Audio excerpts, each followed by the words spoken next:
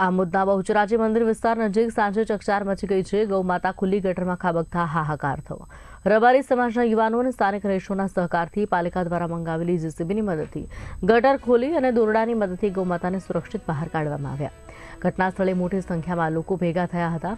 પાલિકાની બેદરકારી સામે ભારે આક્રોશ જોવા મળ્યો। રહેવાસીઓએ લાંબા સમયથી ખુલ્લી ગટરનું જોખમ હોવા છતાં રજૂઆતો બાદ પણ કાર્યવાહી ન થતાં પાલિકાના સેનેટરી ઇન્સ્પેક્ટર હિતેશ અંસારીએ જણાવ્યું કે જાણ થતાં જ તાત્કાલિક જેસીબી મંગાવી ગાયને સુરક્ષિત બહાર કાઢવામાં આવી હતી। નાગરિકોની માંગ છે કે વિસ્તારની તમામ ખુલ્લી ગટર તરત જ નાખવામાં આવે અને સલામતીને સુનિશ્ચિત કરે।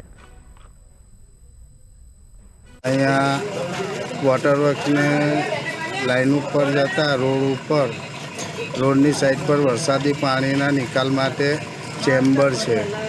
એ ચેમ્બરમાં એક પશુ આજે પડેલું છે, તેને ગાળવાની જહેમત કરી રહેલી છે નગરપાલિકા, પરંતુ આ ચેમ્બર 1-1.5 વર્ષથી ખુલ્લું છે, ઓપન છે। વારંવાર રજૂઆત કરવા છતાં બી આજ દિન સુધી એ લોકોએ કોઈ કેર લીધી નથી, પરંતુ છેવટે ગાય પડેલી છે તેને સાંભળીને પ્રશાસન તથા નગરપાલિકાના વહીવટકર્તાઓ દોડી આવેલા છે અને પશુને કાઢવાની પ્રવૃત્તિ કરી રહેલા છે।